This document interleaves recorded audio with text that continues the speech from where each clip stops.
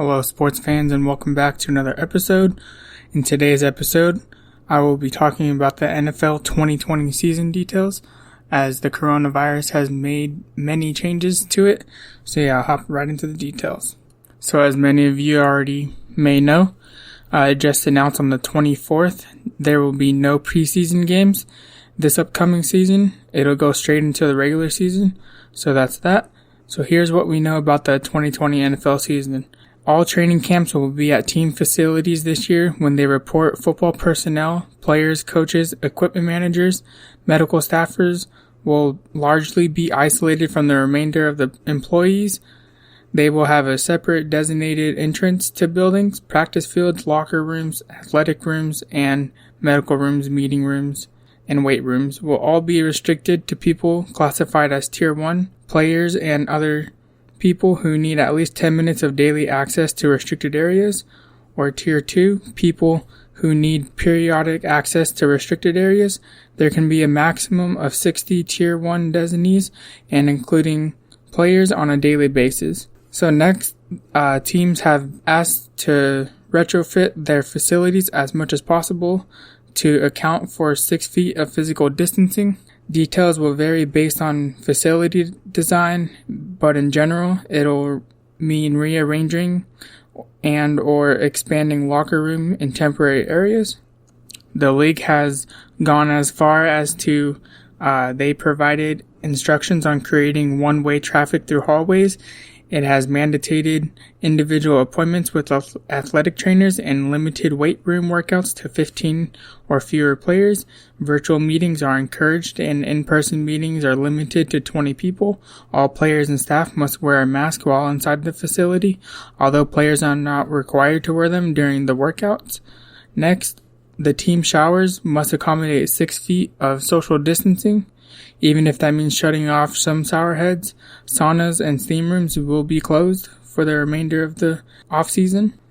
Next detail, teams must maintain a 2-week supply of personal protective equipment for medical offices. After that, this arrangement will not be a bubble like the plans in motion with the NHL and NBA. By agreement between the NFL and NFL Players Association, players will have the option to stay at team-sponsored hotels, but will not be required to. They can spend their nights at home, except on the night before preseason games. But like I said, preseason games are canceled, so that just scratches that out. Next, teams will be required to hold a safety information session with family members, among other education efforts designed to teach employees how to minimize risk of infection outside the facilities. So that wraps up those details. Next, I will get into the COVID-19 numbers from the NFL they just recently announced. So back on July 21st, this report came out, and it is as follows.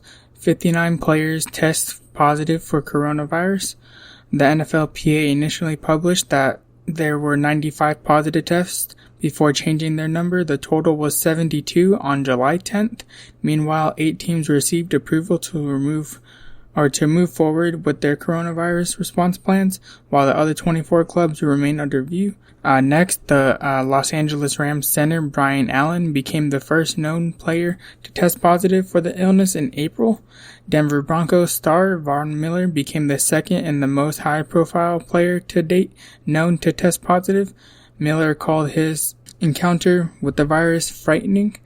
The NFL agreed Monday to test players daily for COVID-19 over the first 2 weeks of training camp, with an option to decrease testing to every other day if the initial results yield a positive rate below 5%. The league also laid out protocols for the beginning of the camp that are designated to reduce the risk of COVID-19 spreading throughout the team facilities. NFL training camps are scheduled to open by the end of this month, July, with the most clubs requiring veterans to report by July 28th, so this upcoming week. So those are those details.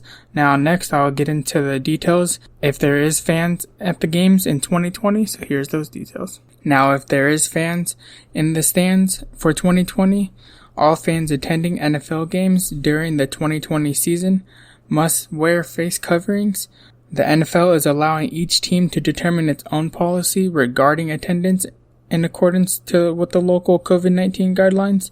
A handful of individuals clubs have already barred fans from attending home contests, including the New York Jets and New York Giants. The Los Angeles Rams fans could also be excluded from the debut of the season of SoFi Stadium.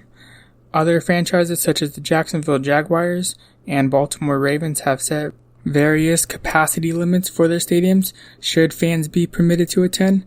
The NFL previously stated it is planning to play in front of fans and to start the season on time despite the pandemic, though it's in the process of creating multiple contingency plans.